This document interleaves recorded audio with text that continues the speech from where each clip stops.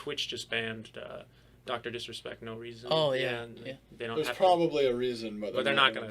I think the real reason, a tangent here, but I think the real reason is because they wanted to get out of $1 million contract with him. But really? That's. Some people think it's because he kept bringing up. I forget the guy's name, but he kept bringing up a conspiracy theorist. I know he was talking about. Oh, he was talking about the 5G cell towers and coronavirus. But he was also talking about a specific.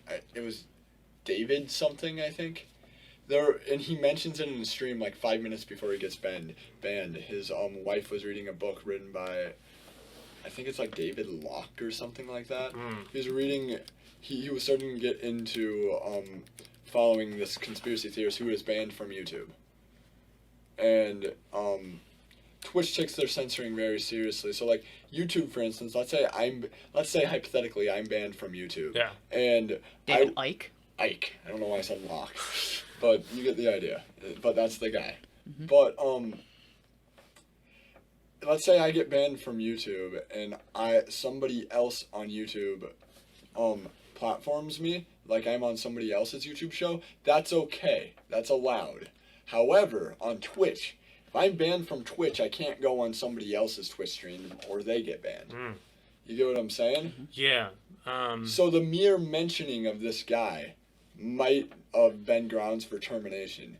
That's a working theory, but nobody really knows. Yeah, there's many theories up in the air. I think Keemstar came up with his theory that I subscribe to is that Mixer, Keemstar, yeah. Yeah, I know. He's just a bombastic character. You know what I think about it? That's probably the only time I'm going to say Keemstar. That's an idea I subscribe to. But anyways. True. So. Hey, even a broken clock. Twice yeah, that's what I'm saying. So Keemstar proposed the idea that Dr. Disrespect had a multi-million-dollar deal with Twitch to stay on the platform instead of going to Mixer, which is now out of business. And so Twitch, in order to save themselves... Well, it just got bought, didn't it? What? Didn't it just get bought? I thought it was down. I thought Facebook bought it.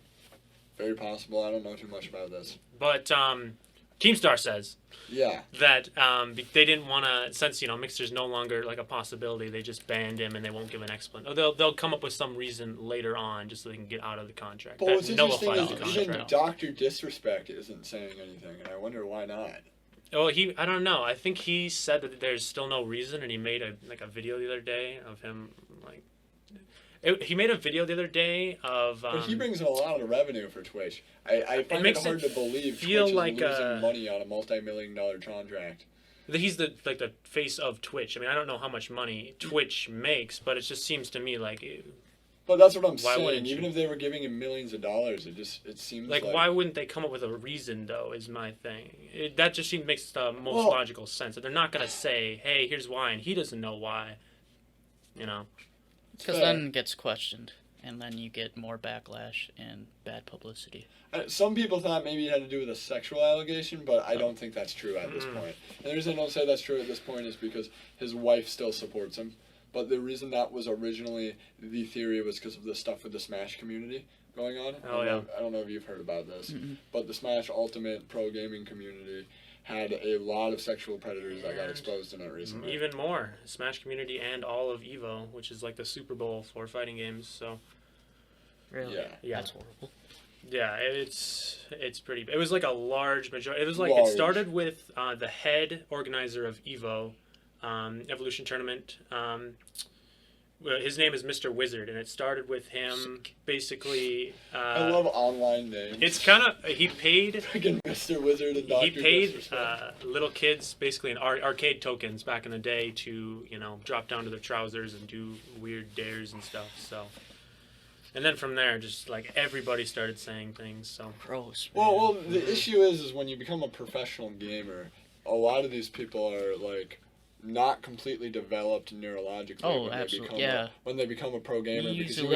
Because fighting games are very hard, for the record. Like a lot of them. It's like a job. It really is. Yeah. Well, like video games in general, like pro video gaming, it is all a job. But like fighting games specifically involve very rigorous reflexes and like I know it sounds like a meme, but I know you are. I've played. As a big fan of fighting games, I can tell you it is more than any game. It is like a job because you have to practice. If you want to be good, you have to practice almost every single day, and just to So just to get even acceptable. So you have ranking. these kids who essentially have been playing fighting games their whole life, who didn't even think there would be a job in it, who randomly have people come up to them, paying them ridiculous amounts of money that they didn't think they'd ever get for playing fighting games. Next thing they know, they're celebrities with thousands of people watching them on Twitch, and girls, many of whom are underage, in DMs who are basically saying like, hey, I like you, and doing stuff like that. And that power probably gets to their head, and then, obviously not defending these people, but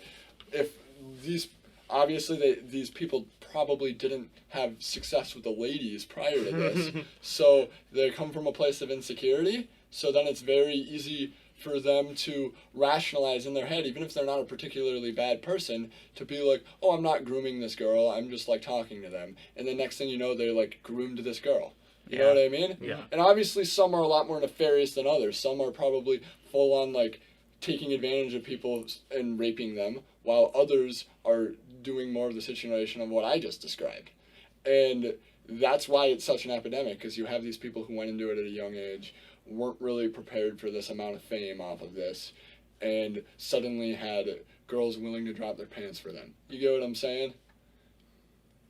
And Disgusting. it makes sense from a psychological level why this would happen. Is Yeah, basically yeah, what I yeah. want to point out. Yeah. Yeah, so I think there was one case where one Smash player met a girl off of Tinder, and they hooked up, and she came out later and then said she was underage. But his defense is that you have to be 18 plus to be on Tinder, and he believes that he shouldn't be.